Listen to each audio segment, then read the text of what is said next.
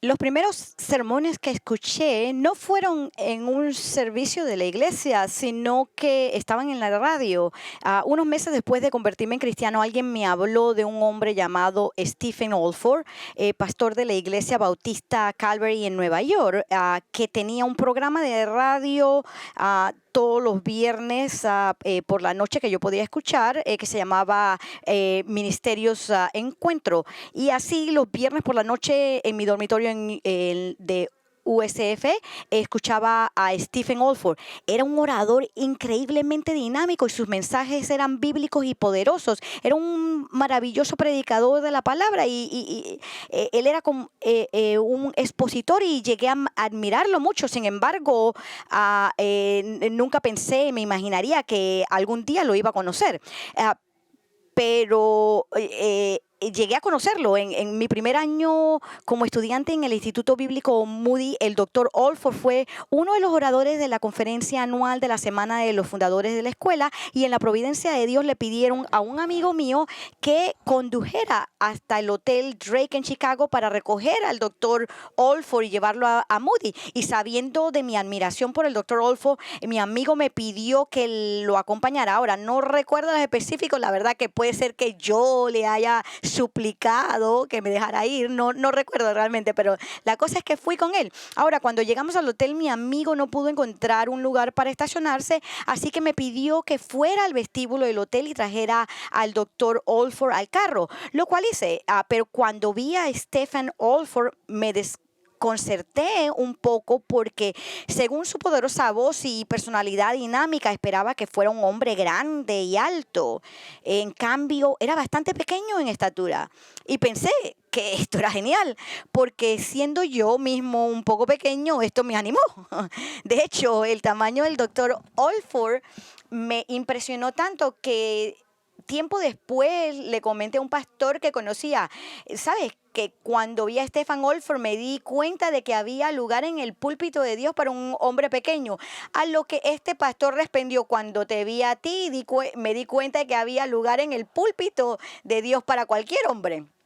Ahora, en ese momento, escuchar esa declaración no hizo mucho por mi autoestima, y el hombre que la dijo no era particularmente sensible a mis sentimientos. Sin embargo, sensible o no, lo que él dijo era absolutamente cierto. Dios a menudo elige hombres para servirle en lugares clave de ministerio que son nadie es ordinarios, nada especial, solo hombres comunes con defectos y debilidades evidentes.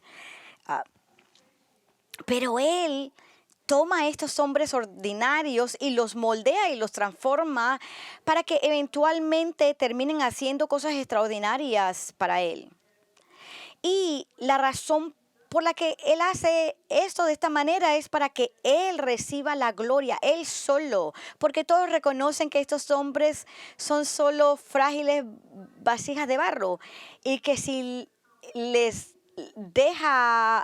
dejara sola, no podrían lograr nada significativo para el reino de Dios. Ahora bien, esto no es nuevo, siempre ha sido el camino de Dios, la manera de hacer esto de Dios. Por eso Pablo escribe estas palabras a los corintios que se tienen en alta estima en 1 Corintios 1:26. Él dice: pues considerad, hermanos, vuestro llamamiento. No hubo muchos sabios conforme a la carne, ni muchos poderosos, ni muchos nobles, sino que Dios ha escogido lo necio del mundo para avergonzar a los sabios, y Dios ha escogido lo débil del mundo para avergonzar a lo que es fuerte, y lo vil y despreciado del mundo ha escogido Dios, lo que no es, para anular lo que es, para que nadie se jacte delante de Dios.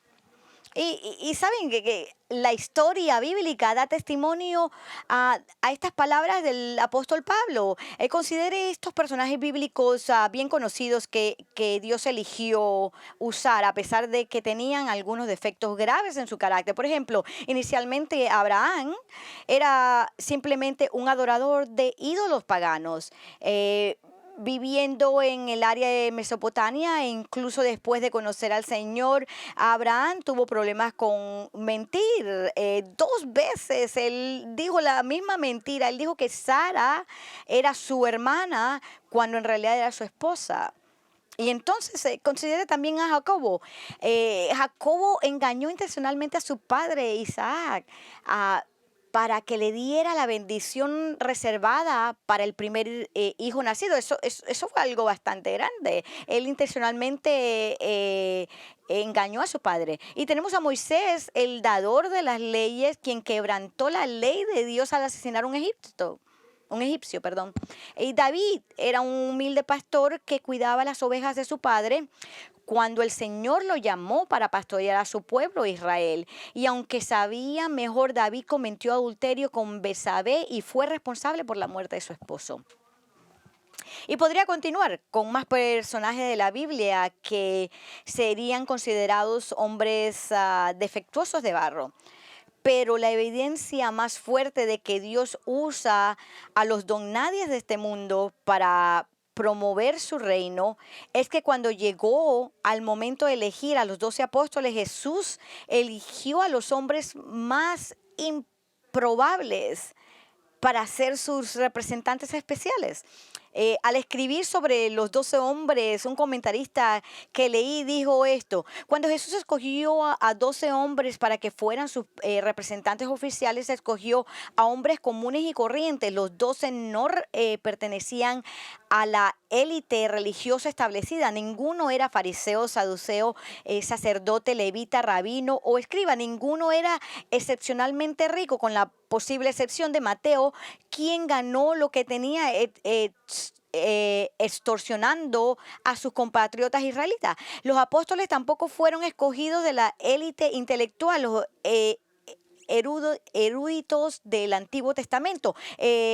El alfabetizado, altamente educado, los teológicamente astutos. En cambio, eran hombres sin educación ni preparación, dignos de mención solo por haber estado con Jesús. Varios eran pecadores. Uno era recaudador de impuestos y por lo tanto traidor a su pueblo. Otro era un revolucionario político. Todos, excepto Judas Iscariotes, eran galileos despreciados por no ser sofisticados y por falta de educación por los judíos más cultos. Sin embargo, las vidas y los ministerios de estos hombres, con excepción de Judas Iscariotes, incluido Pablo, cambiarían el curso de la historia. Ahora, esta mañana en nuestro estudio del Evangelio de Lucas hemos llegado al mismo pasaje donde vemos a Jesús eligiendo a estos hombres comunes, ordinarios y sin educación, a sus 12 apóstoles. Empezamos en Lucas 6:12. Dice: en esos días él se fue al monte a orar y pasó toda la noche en oración a Dios. Cuando se hizo de día, llamó a sus discípulos y escogió 12 de ellos, a los que también dio el nombre de apóstoles: Simón, a quien también llamó Pedro, y Andrés su hermano, Jacobo y Juan, Felipe y Bartolomé, Mateo y Tomás, Jacobo hijo de Alfeo y Simón, al que llamaban el Celote, Judas hijo de Jacobo y Judas Iscariote, que llegó a ser traidor. Ahora, a primera vista, estos versículos son bastante directos y no parecen necesitar muchos comentarios o explicación. En cierto momento de su misterio, Jesús subió a un monte a orar y después de pasar la noche allí en oración bajó del monte, llamó 12 de los discípulos y los convirtió en apóstoles. En fin, fin del sermón, gracias por venir, se despide, ¿no? No, sin embargo, hay más en estos versículos de lo que podríamos darnos cuenta al principio, porque cuanto más se piensa en estos versículos, más preguntas se pueden tener. Preguntas como: ¿por qué Jesús escogió este momento en particular para elegir a estos apóstoles? ¿Por qué Jesús necesita orar por esto? Como Dios, Él no lo sabe todo. ¿Y cuál es la diferencia entre un discípulo y un apóstol? ¿Y por qué eligió 12 de ellos para convertirse en apóstoles? ¿Por qué no menos o por qué no más? ¿Quiénes eran estos hombres que él escogió? ¿Cómo eran ellos? ¿Qué sabemos de ellos? Ahora, Para responder a estas y otras preguntas similares, quiero que abordemos este pasaje considerando varios detalles claves que Lucas destaca al revelar la historia de Jesús eligiendo a los 12 apóstoles, siendo el primer detalle clave que él destaca, que nos dice el tiempo de Cristo en la elección de los apóstoles. En el versículo 12 empieza de esta manera: en estos días él se fue al monte a orar. Ahora, Lucas comienza este pasaje diciéndonos que fue en este tiempo, que literalmente dice, en el griego dice, sucedió en aquellos días, es más o menos como lo podemos traducir, o fue durante estos días. La pregunta es, ¿a qué días o tiempos se está refiriendo Lucas? Bueno, él no está hablando de algún día o momento específico de la semana. No, el pensamiento es que fue un periodo de tiempo particular, una temporada particular de la vida y ministerio de Cristo cuando se fue a la montaña a orar. Y el periodo de tiempo particular al que se refiere fue el tiempo en que hubo un creciente antagonismo y una creciente hostilidad en contra de Jesús. Ah, eh, eh, Verán, después de haber experimentado un agudo conflicto con los fariseos sobre cómo observar el sábado, Jesús decidió que ahora era el momento en que necesitaba elegir a algunos hombres para que fueran sus apóstoles. Y la razón de esto es porque él sabía que no estaba muy lejos, porque su conflicto del día de reposo con los fariseos es lo que provocó la decisión de estos líderes religiosos de que Jesús debía morir. Y vemos que los fariseos salieron y se confabularon contra él para ver cómo podrían destruirlo. Y así, con el aumento de las tensiones y hostilidades escalando hasta el punto que los fariseos estaban trazando un plan para asesinarlo, Jesús sabía que había llegado el momento de entrenar a los hombres para llevar a cabo su ministerio después de su partida al cielo. Verán, porque Lucas no siempre presenta los eventos en un orden cronológico secuencial, puede ser difícil y un poco duro saber siempre dónde estamos en cuanto al tiempo en el ministerio de 3 años de Cristo. Sin embargo, al comparar escrituras con escrituras para armonizar las narraciones de los 4 evangelios del Nuevo Testamento, al hacer esto sabemos que en Lucas 6 Jesús tiene un poco más de un año en su ministerio, dándole aproximadamente como 18 meses para entrenar a sus apóstoles, de modo que después de su muerte y regreso a la gloria, ellos estarían listos para continuar su obra en la tierra como sus representantes oficiales.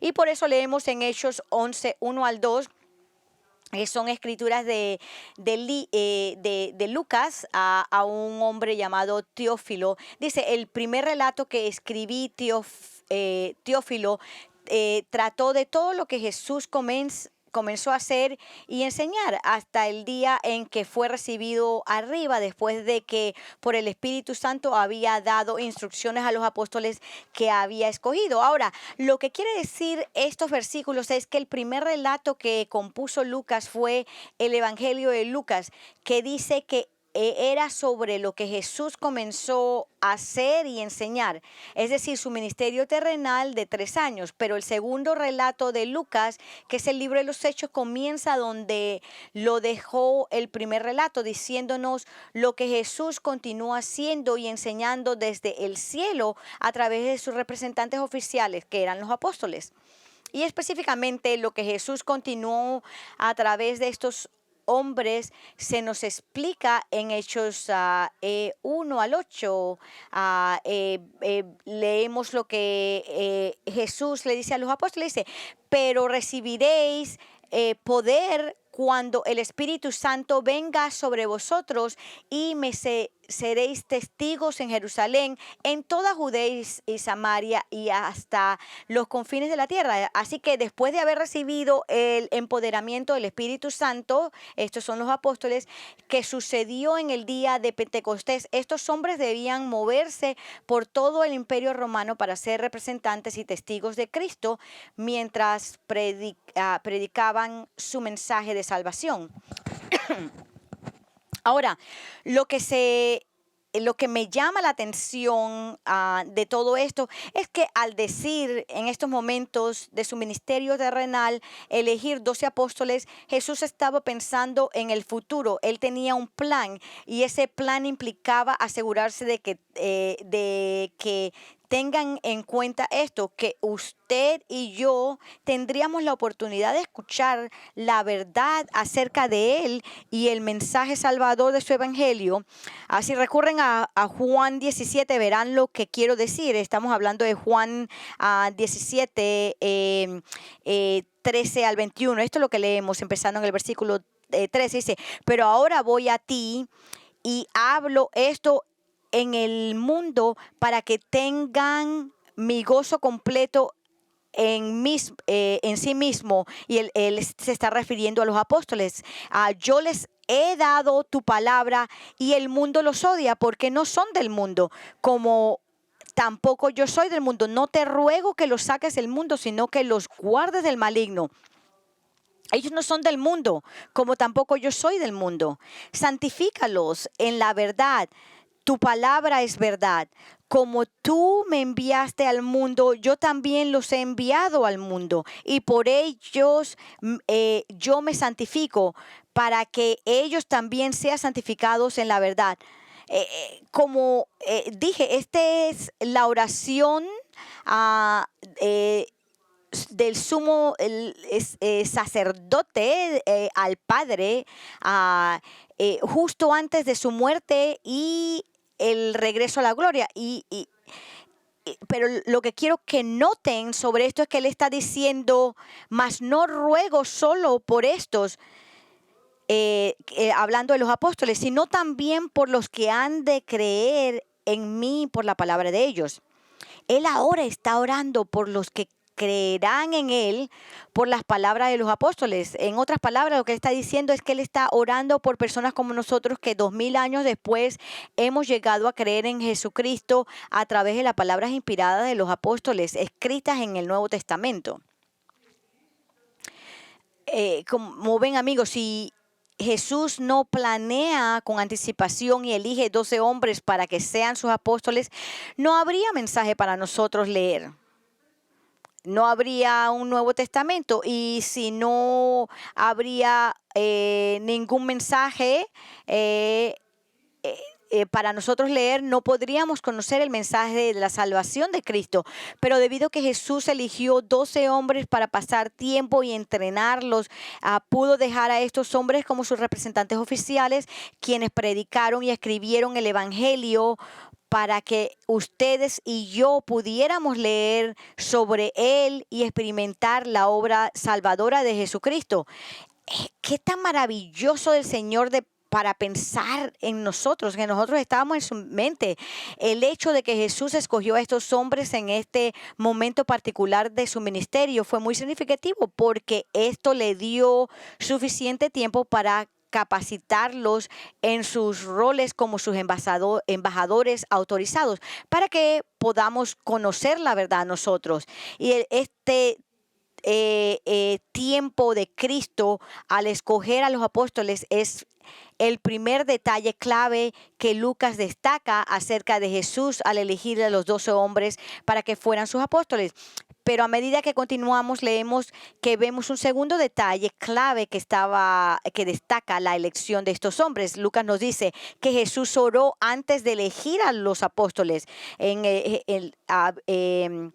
Capítulo 6, versículo 12, vemos que dice, en esos días Él se fue al monte a orar y pasó toda la noche en oración a Dios. Ahora, Lucas revela que Jesús, plenamente consciente de que con el aumento de la hostilidad hacia Él, que era el momento adecuado para elegir a los hombres que llevarían a cabo su obra después de que él se había ido, él se fue al monte a orar y que pasó toda la noche en oración a Dios. Ahora no sabemos a qué monte específico subió Dios, Lucas no los dice, pero es muy probable que sus discípulos supieran a qué monte, porque fíjense en la forma en que este versículo dice, se fue al monte a orar. El artículo definido indicando que era una montaña en particular, bien conocida por sus seguidores, sin duda en algún lugar cercano al mar de Galilea donde hay numerosas montañas, pero realmente no es importante saber dónde oró Jesús,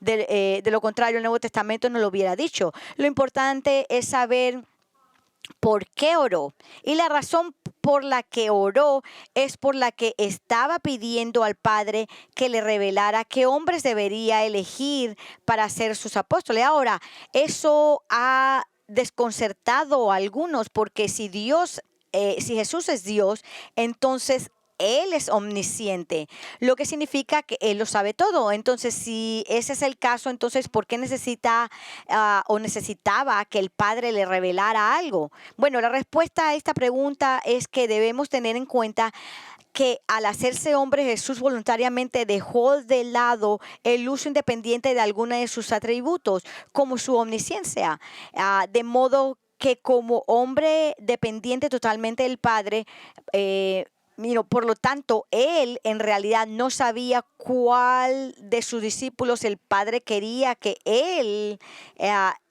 escogiera como sus apóstoles. Y ahora, esto muy bien puede explicar por qué Jesús pasó toda la noche en oración, porque con tanta gente en Israel siguiéndolo como discípulos, es muy posible que durante las 10 horas o más que Jesús pasó en la montaña orando al Padre, Él pasó ese tiempo presentándolos cada uno de ellos, como lo puso un maestro de la iglesia individualmente presentando a su Padre, para que él le diera el visto bueno de cada uno de estos. Ahora, eso llevaría mucho tiempo. También es posible que temprano temprano en la noche el Padre revelara qué hombres serían los 12 apóstoles, y luego Jesús pasó la mayor parte de la noche orando por ellos. Su necesidad de sabiduría, coraje, tenacidad, comprensión, de cosas de esa naturaleza. Ahora bien, si ese es exactamente cómo se desarrollaron las cosas en esta montaña, no sabemos, pero lo que sí sabemos es que a venir es, a tomar esta decisión crítica de elegir a sus 12 apóstoles, Jesús dependía del Padre al buscarlo en oración ferviente. Y miro esto y pienso en el ejemplo que Jesús es para nosotros en su vida de oración, y en lo lejos que me quedo yo personalmente al no estar a la altura de su ejemplo. Y creo que todos nosotros diríamos lo mismo. Cuando uno lee acerca de Jesús en el Nuevo Testamento, no puede dejar de notar que la oración era una parte esencial de su vida.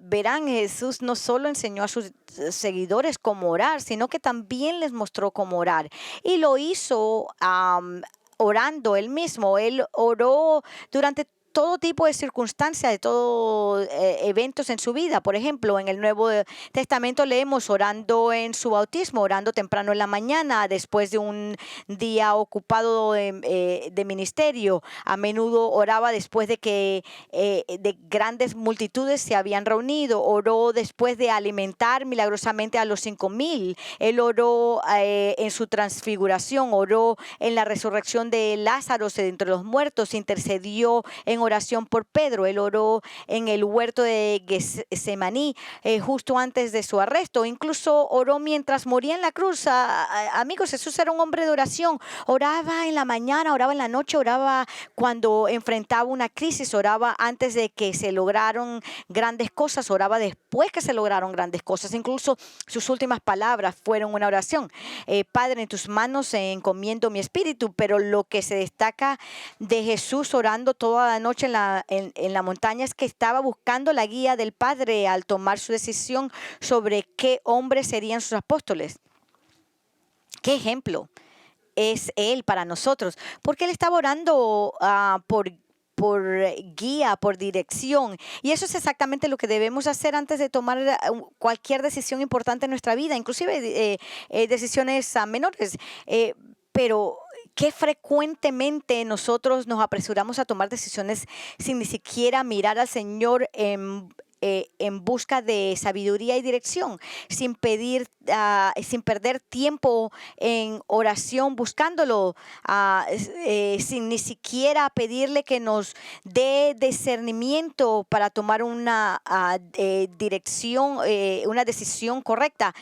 En lugar de eso, solemos hacer lo que Proverbios 3:5 nos dice que no hagamos. No te apoyes en tu propio entendimiento, y eso solo trae problemas. Escuchen, si Jesús como hombre necesitó la guía del Padre y lo buscó orando, entonces eso es exactamente lo que debemos hacer nosotros también. Entonces, si enfrenta un problema importante en su vida en estos días, en el que necesita alguna dirección divina, a dónde ir a la escuela, con quién casarse, a qué trabajo tomar, dónde vivir, no tomes estas decisiones por su cuenta. Pase tiempo en oración pidiéndole al Señor que le dé sabiduría, que purifique sus motivos, que haga que tu corazón base tu decisión en que Él se lleva a la gloria y no en hacerte la vida más fácil a usted. Entonces, después de habernos dado dos detalles clave sobre la elección de Jesús de los 12 apóstoles, el momento de su elección y la oración por su elección, Lucas ahora procede a darnos un tercer detalle clave sobre la elección de Jesús de los 12 apóstoles, y esto es la selección actual de los apóstoles. Leemos en el versículo 13, él dice: cuando se hizo de día, llamó a sus discípulos y escogió 12 de ellos, a los que también dio el nombre de apóstoles. Habiendo pasado toda la noche en oración, Lucas nos dice que cuando llegó la luz del día, Jesús descendió de la montaña. Él llamó a sus discípulos a sí mismo, y de estos discípulos Él escogió 12 de ellos para que fueran sus apóstoles, solo 12. Y ahora déjenme explicarle lo que significa todo esto, comenzando por clarificar la diferencia entre un discípulo y un apóstol. El término discípulo, perdón, significa literalmente un aprendiz, un estudiante, pero en la cultura de esa época, un discípulo significaba más que simplemente ser un alumno de un maestro, en el sentido de escuchar sus conferencias, y luego hacer algunas tareas asignadas. En la época de Jesús, un discípulo era alguien que seguía a un maestro literalmente, porque los discípulos viajaban con sus maestros donde quiera que él fuera y lo escuchaban mientras él enseñaba, y aprendían de él mientras observaban su vida.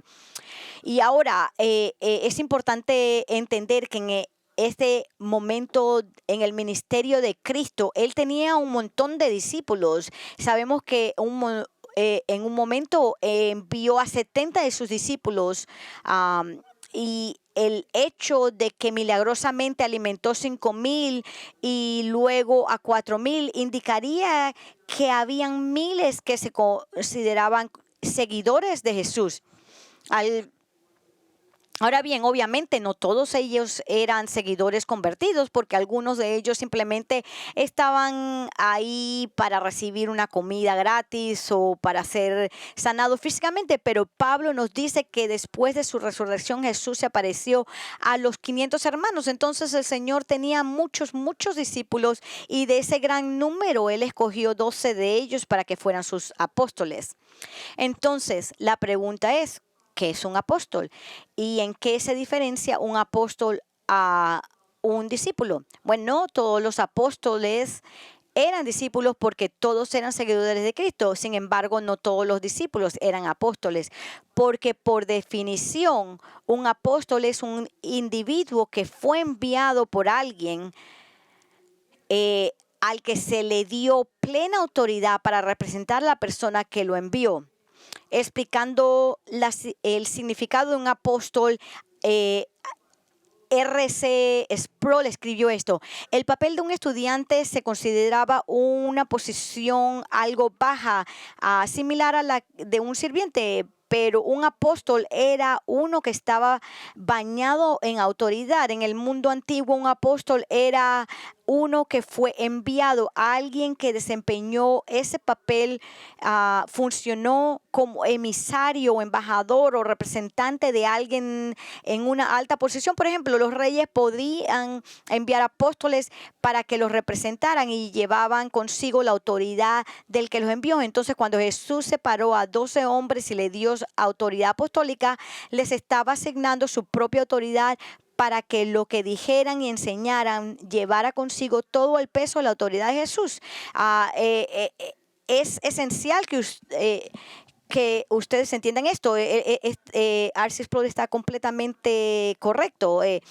Nuevamente, es esencial que usted y yo entendamos el significado de estos 12 apóstoles, porque si no lo hacemos, tendremos dificultad para aceptar la autoridad de la Biblia, porque todo lo que escribieron los apóstoles en el Nuevo Testamento lleva consigo la plena autoridad de Jesucristo, de modo que sus palabras en las 4 narraciones del Evangelio tienen tanta autoridad como sus palabras en Hechos y las cartas del Nuevo Testamento, porque ambos declararon las mismas palabras de Dios. Perdón. La Biblia deja muy claro que los apóstoles recibieron revelación divina, de modo que lo que escribieron fue reveladas e inspiradas escrituras. Efesios 3:5 dice que en otras generaciones no se dio a conocer a los hijos de los hombres como ahora ha sido revelado a sus santos apóstoles y profetas por el Espíritu. Escribiendo acerca de cómo la iglesia está compuesta de gentiles y judíos salvos, Pablo dice que esta verdad ha sido revelada a sus santos apóstoles. Es por esto que Pablo declaró en Efesios 2:20 que la iglesia ha sido edificados sobre el fundamento de los apóstoles y profetas, siendo Cristo Jesús mismo la piedra angular. Es decir, los escritos de los apóstoles y los profetas del Nuevo Testamento, como Lucas, forman el fundamento mismo de nuestra fe, siendo Jesús la piedra angular que establece el fundamento. Ahora, puede preguntarse por qué Jesús eligió a los 12. Nuevamente, como dije, los profetas forman el fundamento mismo de nuestra fe, siendo Jesús nuevamente la piedra angular.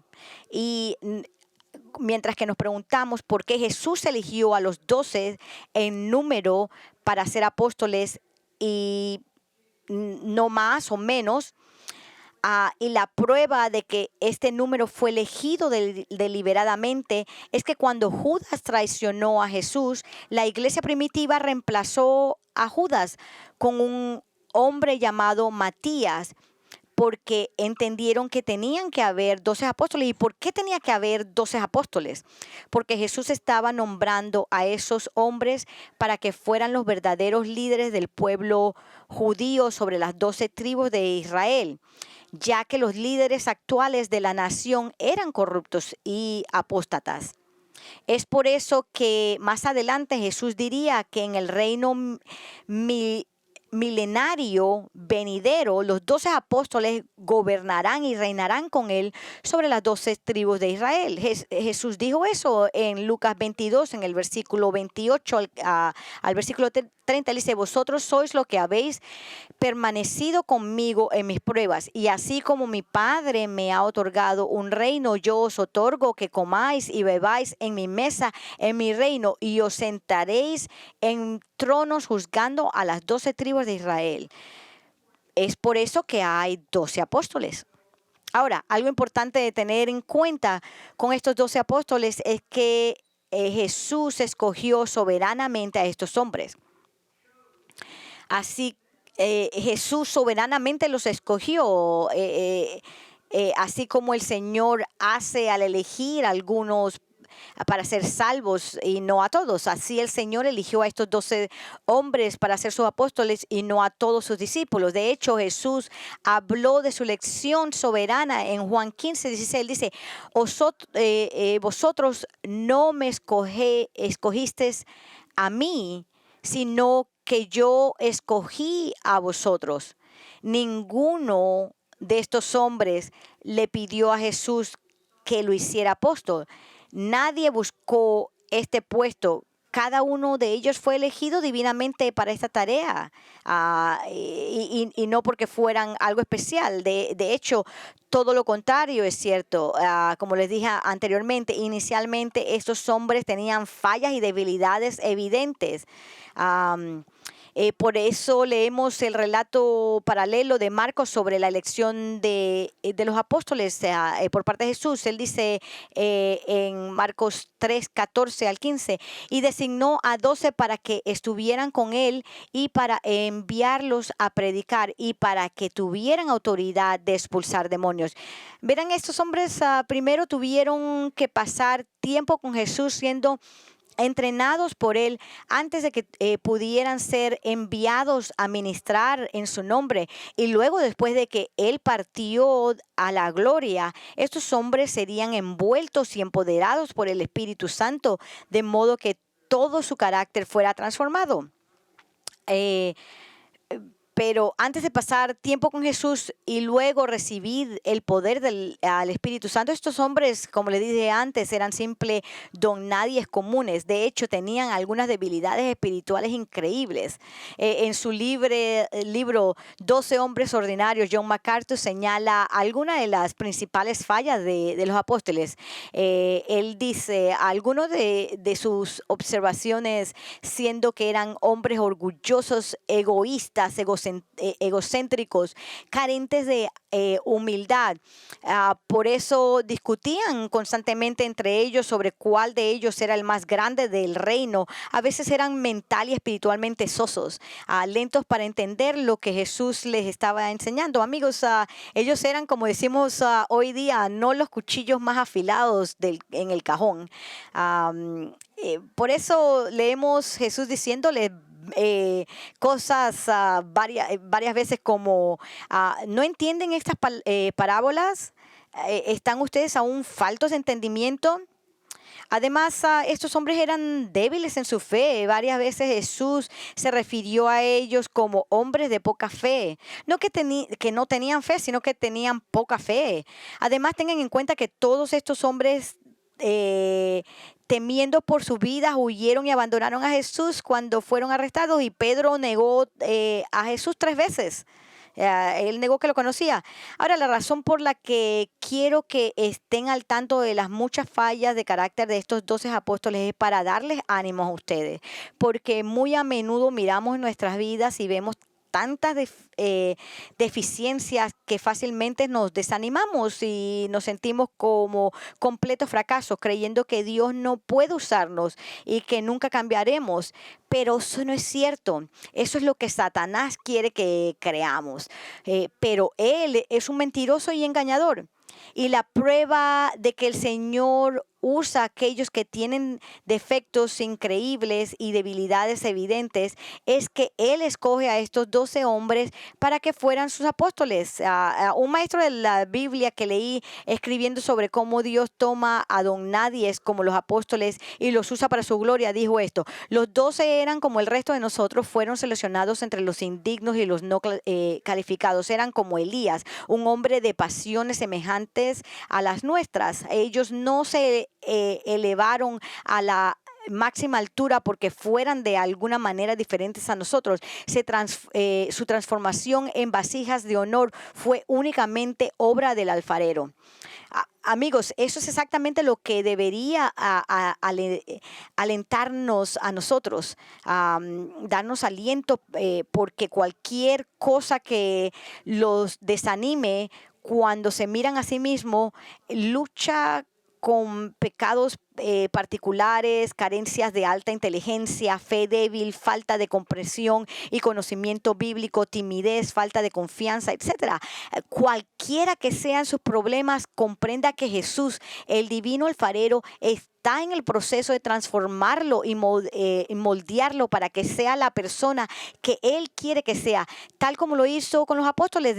Esto es de lo que habla Pablo cuando dice en Romanos 8:28, y sabemos que para los que aman a Dios todas las cosas cooperan para bien. Esto es para los que son llamados conforme a su propósito, porque a los que de antemano conoció también los predestinó a ser hechos conforme a la imagen de su Hijo.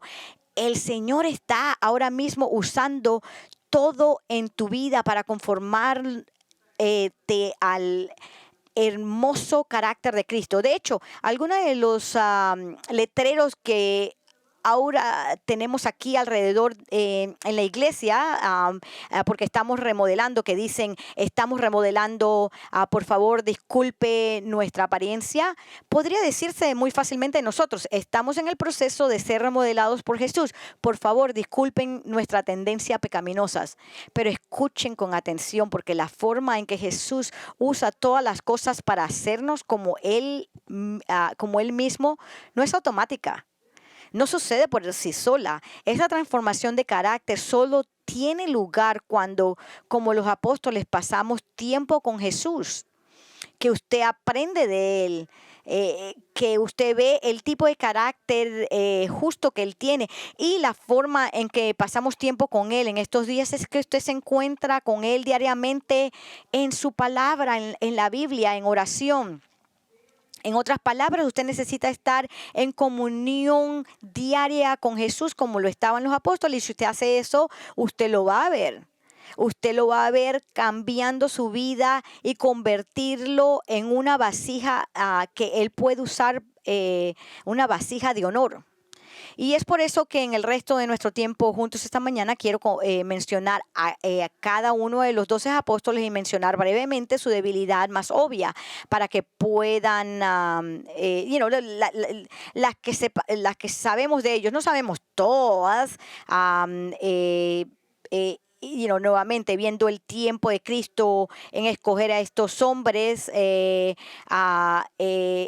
al elegir los apóstoles, y la oración de Cristo al elegir los apóstoles, la elección actual de los apóstoles. Lucas ahora nos dice un cuarto detalle clave relacionado con la elección de los apóstoles. Nos cuenta que los hombres que Cristo escogió para ser sus apóstoles, Él nos cuenta sobre ellos. Algunos de ustedes los conocen, algunos más conocidos como Pedro y Juan, son bien conocidos, pero de otros como Jacobo, el hijo de Alfeo, y Simón, que se llamaba el celote, sabe muy poco. Pero cada uno de estos hombres eran representantes oficiales y autorizados de Cristo, y cada uno de ellos, aparte de Judas Iscariote, fue transformado por Jesús. Ahora, quiero que entiendan que la intención de Lucas al nombrar a estos hombres no es decirnos sobre simplemente su nombre, sino hay otras declaraciones hechas sobre estos hombres en el Nuevo Testamento que nos dan una idea de su carácter. Sin embargo, con algunos de estos hombres, pues no sabemos casi nada sobre su carácter, así que tendré muy poco que decir sobre ellos, pero con otros sus debilidades son bastante obvias. Ahora, el primer hombre que menciona Lucas es Pedro, quien se convirtió en el portavoz del grupo. El nombre Pedro significa roca, lo que habla de estabilidad y fiabilidad. Pero inicialmente Pedro era cualquier cosa menos estable y confiable. Su mayor debilidad es que era impulsivo y temerario y orgulloso. Alguien escribió de Pedro como alguien que tenía la costumbre de darle velocidad a la boca mientras su cerebro estaba en neutral. Recuerden, fue Pedro quien tuvo la osadía de reprender al Señor por decir que iba a morir a manos de los hombres malvados. Y fue Pedro quien, cuando Jesús le dijo a los apóstoles que todos se apartarían cuando lo arrestaran, orgullosamente él anunció: aunque todos se aparten por causa de ti, yo nunca me apartaré. solo para apartarse y negar a Cristo luego. Pero Jesús transformó a Pedro en un gran líder, una roca estable y piadosa. El que y si él puede hacer esto por Pedro, él lo puede hacer en su vida también. El siguiente, el siguiente apóstol que menciona Lucas es Andrés, el hermano de Pedro. Realmente sabemos muy poco sobre Andrés, excepto lo más importante que hizo presentar a su hermano Pedro, a Jesús. Realmente no hay nada negativo dicho acerca de Andrés en las Escrituras. Pero eso no es el caso de los siguientes dos apóstoles en la lista. Tenemos a Jacobo y a Juan, que eran hermanos, hijos de un hombre llamado Zebedeo, y su mayor debilidad es que eran personalidades de cabeza dura y demasiado apasionados. Por eso Jesús los apodó hijo del trueno, y fue su manera de ser cerrados y pasión que va más allá de lo que debe ser, lo que a menudo inició discusiones, como cuando su madre le pidió a Jesús que les permitiera darles los lugares más altos de honor en su reino, el de sentarse cada uno a la diestra de él. Y eso hizo que los otros apóstoles se enojaran con ellos porque querían esos lugares de honor. Y fue su celo exagerado e impetuoso lo que los llevó a pedirle a Jesús que hicieran llover fuego sobre una aldea de samaritanos. Pero el Señor transformó a estos dos hermanos de modo que su celo finalmente estuvo bajo su control y los canalizó para su gloria. El siguiente apóstol mencionado, y con estos vemos que Juan se convirtió en el apóstol del amor. Después de estos, el siguiente apóstol mencionado es Felipe. Y aunque hizo algo maravilloso al encontrar a su amigo Natanael y contarle que Jesús era el Mesías, Felipe también tiene una debilidad evidente. Esa debilidad era que era un tipo pesimista, el tipo de persona que tiende a pensar siempre que las cosas no van a suceder, razones por las que él siempre piensa en todas las razones que algo no se puede hacer. Leemos en Juan 6:1, dice: después de esto Jesús se fue al otro lado del mar de Galilea, el de Tiberias, y una gran multitud lo siguió, pues veían las señales que realizaba en los enfermos. Entonces Jesús subió al monte y se sentó allí con sus discípulos. Estaba cerca de la Pascua, la fiesta de los judíos. Cuando Jesús alzó los ojos y vio que una gran multitud venía hacia él, y dijo a Felipe: ¿Dónde compraremos pan para que coman estos? Pero decía esto para probarlo, porque él sabía lo que iba a hacer. Felipe le respondió: 200 denarios de pan no les bastarían para que cada uno recibiera un pedazo. Ahora, Jesús sabía exactamente lo que iba a hacer. Leemos que solo le hizo esta pregunta a Felipe para probarlo, no para que Jesús supiera la verdad sobre Felipe, sino para que Felipe viera la verdad sobre sí mismo, que era una persona negativa, que nunca pensaba más allá de lo que podía ver físicamente, rápido para explicar por qué un plan no iba a funcionar. Es por eso que Felipe sacó su pequeña calculadora israelí, marcó todos los números y le dijo a Jesús: no se puede hacer, no podemos comprar suficiente pan para alimentar a todas estas personas. Los números simplemente no funcionan. Ya lo traté una y otra vez y no funciona. En cambio, ¿sabe lo que Felipe debió haber dicho?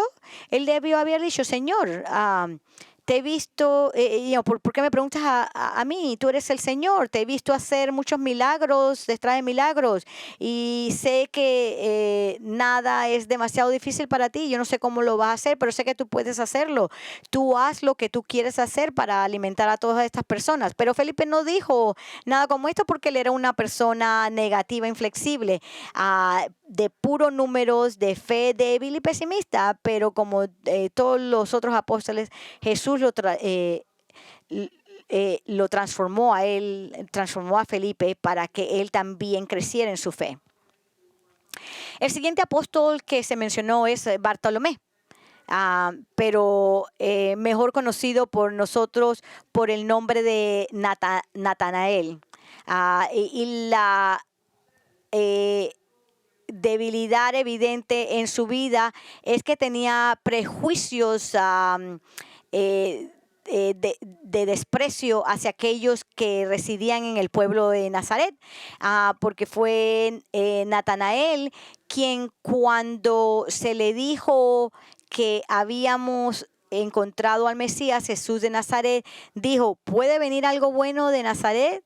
Y dijo esto porque la gente de Nazaret era en su mayoría sin educación y sin sofisticación, y Natanael los menospreciaba como inferiores a él.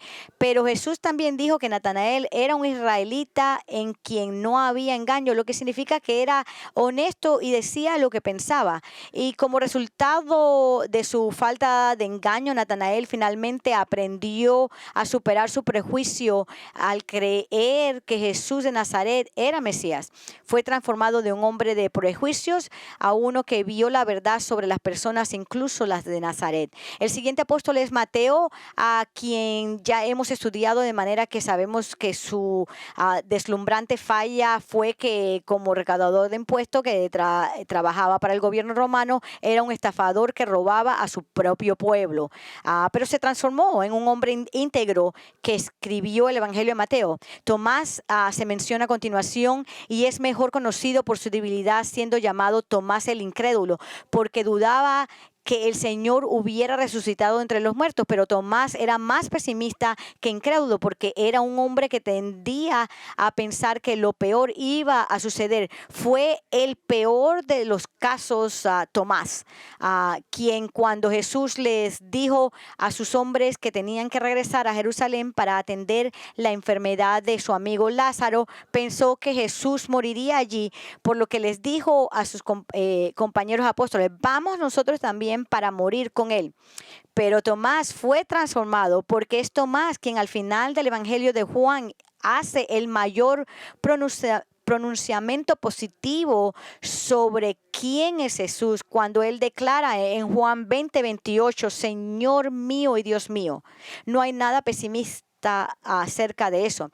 Ahora, de los siguientes tres apóstoles sabemos muy poco. Primero está Jacobo, el hijo de Alfeo, y lo único seguro que el Nuevo Testamento nos dice acerca de él es su nombre, es Jacobo, cuyo padre es Alfeo. Sin embargo, en Marcos 15:40 también se le llama Jacobo el menor, lo que significa, o podría significar, que era pequeño en estatura, lo que lo convertiría en Jacobito, o que era joven en edad.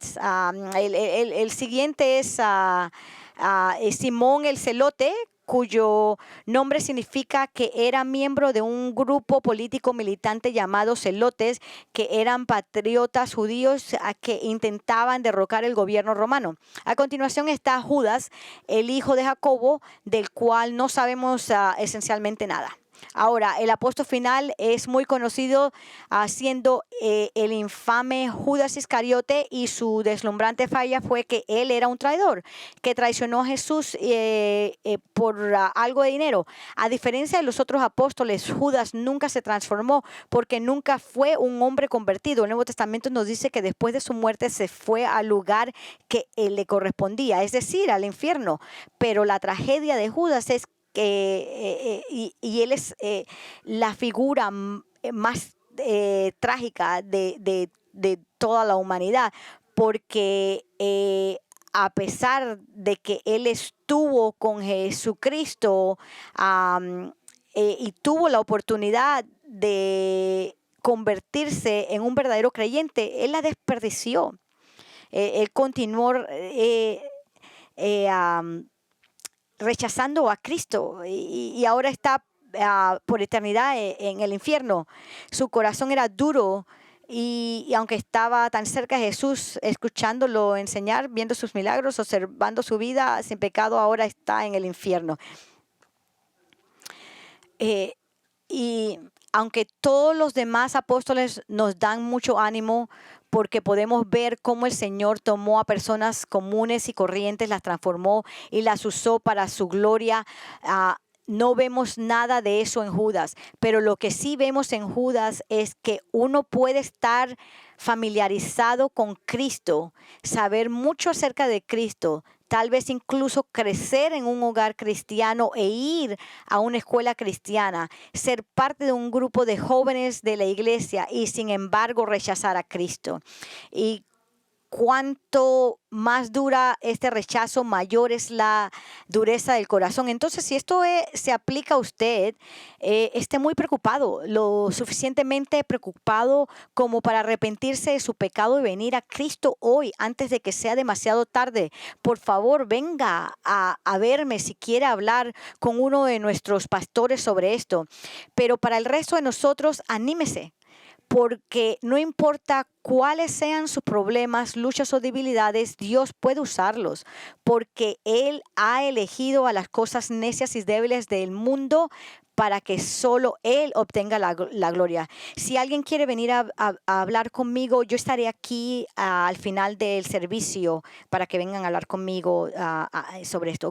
Padre, te damos gracias por animarnos, por darle ánimos en nuestro corazón, dejándonos saber que aunque seamos débiles, tú nos puedes cambiar, Señor. Te pedimos que nos animes a pasar tiempo contigo, al ver tu belleza, levantarnos en la mañana, leer la palabra y hablar contigo, Señor, y tener un tiempo callado regularmente en tu palabra, Señor. Oro, Señor, especialmente por las personas jóvenes de nuestra iglesia que escuchan la verdad semana detrás de semana y que están en la escuela dominicales, en el grupo juvenil, y no hay nada, a lo mejor han hecho una profesión verbal, pero sus vidas no reflejan nada de que están salvos, de que te pido, Señor, que ellos no terminen como Judas Iscariote, esa tragedia. Pedimos todo esto en el nombre del Señor Jesucristo. Amén. Gracias.